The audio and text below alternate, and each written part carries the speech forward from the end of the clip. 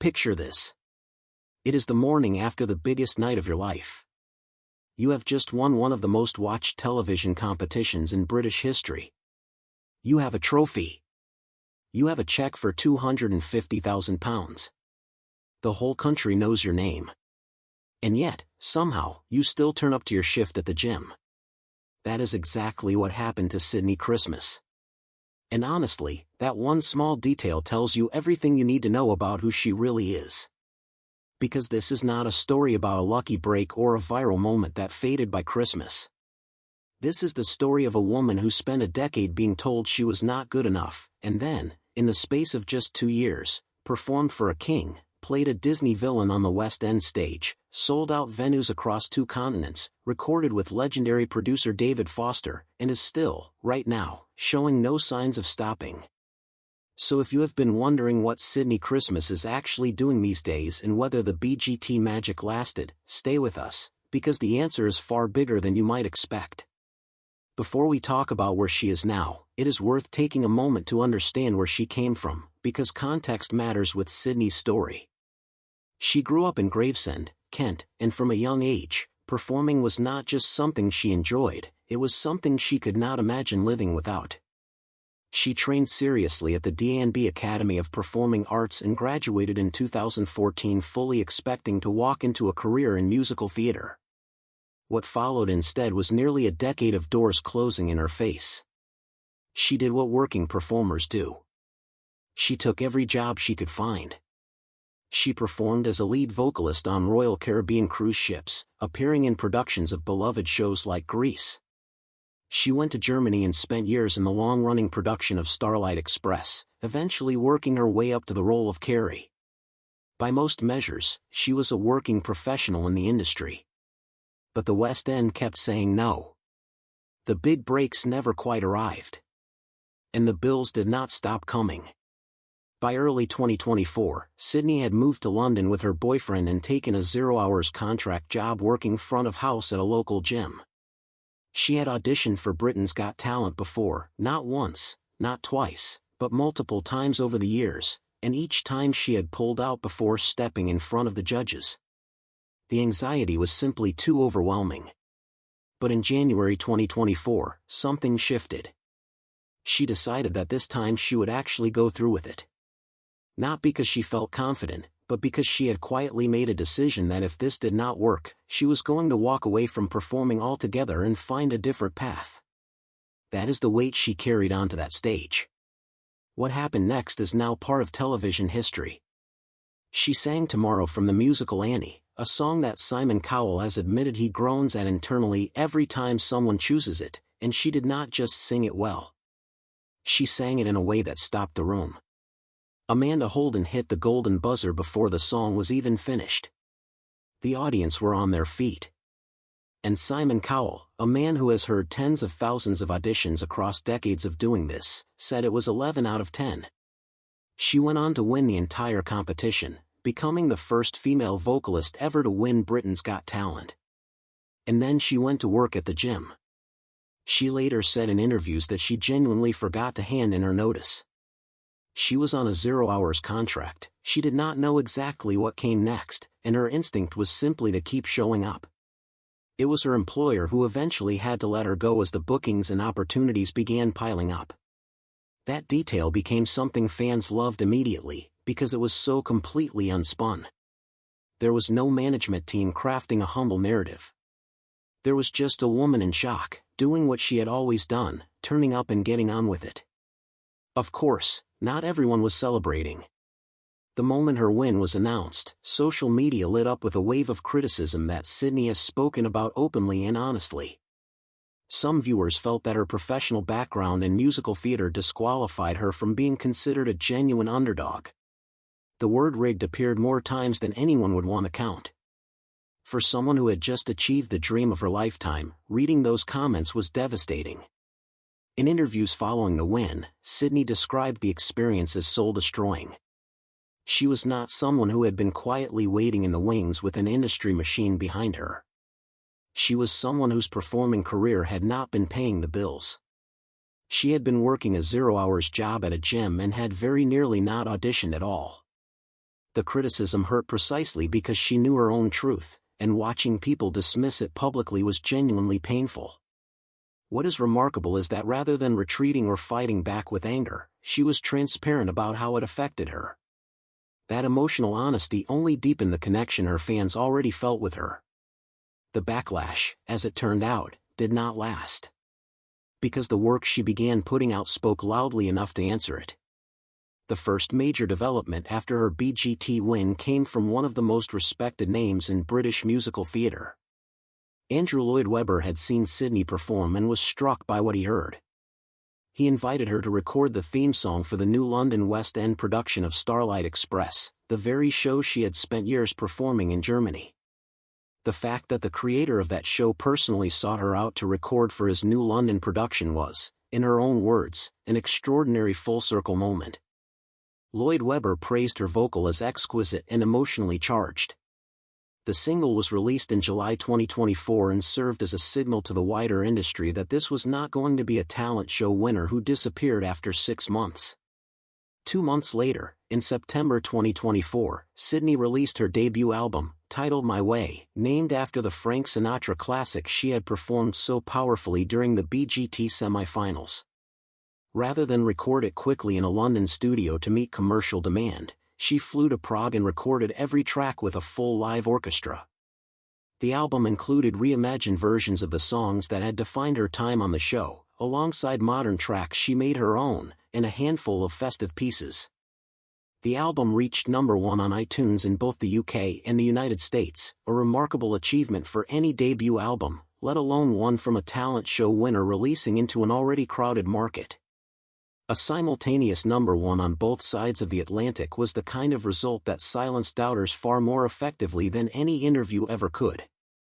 Around the same time, Sydnie also collaborated with Loren Allred, the powerhouse vocalist behind Never Enough from The Greatest Showman, and a singer Sydnie had openly described as an idol. Before the BGT final, Allred had sent Sydnie a supportive message telling her that Somewhere Over the Rainbow was now their song. That gesture turned into a genuine duet, the two voices coming together on a version that fans responded to with enormous warmth. The message was clear: Sydnie was no longer just admiring the artists she had grown up loving. She was working alongside them as a peer. Then came November 2024, and with it, 2 moments that underlined just how dramatically Sydnie's world had changed. The first was the Royal Variety performance. As part of her prize for winning Britain's Got Talent, Sydnie performed for King Charles at the 2024 Royal Variety performance. She performed Believer, the Imagine Dragons song she had included on her debut album, and delivered it with the same focused intensity that had won over the BGT judges months earlier. The Royal Variety performance is one of the most prestigious entertainment events in the British calendar, with a tradition stretching back well over a century. Standing on that stage, in front of the king, was a long way from answering phones at a gym in January. The second was in Los Angeles. Sydnie performed her debut show at the Hollywood Bowl in LA as part of legendary music producer David Foster's birthday celebration. If you are not familiar with David Foster, the shorthand is that he has produced for Whitney Houston, Celine Dion, Andrea Bocelli, Michael Bublé, Barbra Streisand, and Aretha Franklin. He has won 16 Grammy Awards. He is, by any measure, one of the most significant figures in the history of recorded music. For his birthday, he assembled an all-star lineup, and Sydnie Christmas was among them, less than 5 months after finishing her shift at the gym. That would have been enough. But David Foster, it turned out, was not done with Sydnie Christmas. In April 2025, Sydnie performed 2 sold-out headline shows in New York at Sony Hall. British acts making their American debut face a genuine challenge. The cultural references are different, the humor does not always translate, and American audiences have no particular obligation to care about a talent show from another country. But Sydnie did not just win those rooms over. She received multiple standing ovations across both nights. And mid-performance during one of the shows, as she sang Whitney Houston's I Have Nothing, a song David Foster co-wrote and produced, Foster himself walked onto the stage and sat down at the piano to accompany her. It was unplanned. It was spontaneous. and it told the audience everything they needed to know about the regard in which this man, who has worked with literally every major artist of the last 4 decades, holds Sydnie Christmas. That New York run confirmed something important. Sydnie was not simply a British success story. She was building an international audience, one performance at a time. Back home, she embarked on her first UK headline tour in February 2025, performing at 10 different venues across the country throughout that month. Every show sold out. Fans who attended spoke in reviews and on social media not just about the voice, which, by now, needed no defense, but about Sydnie herself.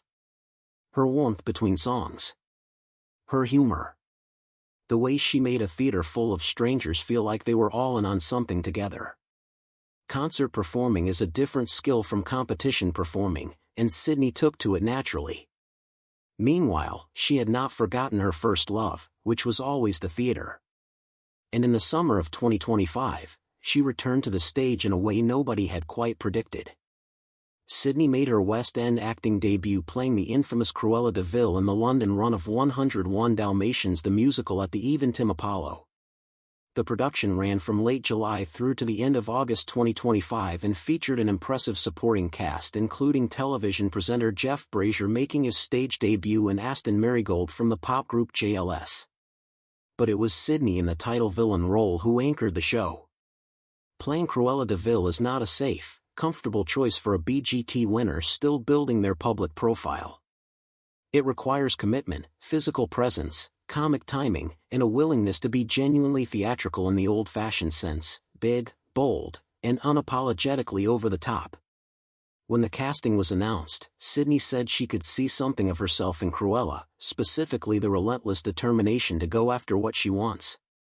Whether or not you agree with the comparison, the performance itself won her real praise.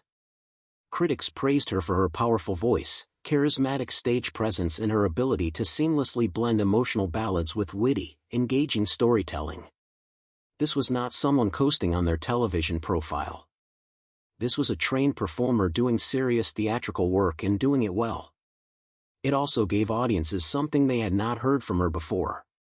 The song Animal Lover, released from the production on Spotify, showed a completely different color in her voice, character-driven, playful, sharp, a world away from the soaring ballads that had made her famous. It was exactly the kind of choice that builds a long career rather than a short one. After 101 Dalmatians closed, Sydnie did not slow down. In September 2025, she performed a special concert, Sydnie Christmas Live in London, at the Adelphi Theatre, which was filmed for broadcast in the United States, further building her profile with American audiences who had responded so warmly to her New York debut. Then, in October and November 2025, she starred in Don Black's From the Heart at the Fortune Theatre in London's West End, alongside an impressive ensemble cast. Don Black is an Oscar-winning lyricist whose credits span decades of iconic music, from the James Bond song Diamonds Are Forever to Sunset Boulevard and many more. The show was a cabaret-style revue celebrating his lifelong love of the form, and Sydnie was at its center. Being chosen by a writer of that stature for a West End premiere is the kind of credibility that cannot be manufactured. It comes from your work speaking for itself. And the work kept speaking. In February 2026, Sydnie joined the star-studded cast of Tamori, with Love, a concert celebrating multi-Tony Award-winning composer Maury Yeston's 80th birthday at the iconic theatre Royal Drury Lane. She performed alongside West End and Broadway stars including Ramin Karimloo, Rob Houchin, Maddalena Alberto, and others, in front of the London Musical Theatre Orchestra and a choir of graduating students from the Royal Academy of Music. She delivered breathtaking performances that showcased her immeasurable talents and the faultless way she can tap into any character for a musical number. One reviewer described her simply as a revelation. That is not the language people use for a talent show winner they expect to forget about. That is the language of someone cementing a genuine place in British musical theatre. And there is more still coming. In March 2026, it was announced that Sydnie Christmas will release a brand new original single called Run on April 17, written alongside artists Gabrielle Aplin and Ash House. This matters because it represents something new in her career, original songwriting. Up to this point, Sydnie's recorded output has largely been reimagined classics and theatrical material. An original song, co-written with two respected names in British music, signals that she is beginning to carve out a lane that belongs entirely to her. That creative evolution is exactly what separates the artists who build lasting careers from those who burn brightly and fade. Sydnie is not standing still. She is expanding. So what is Sydnie Christmas doing right now, and what does the shape of her career actually tell us?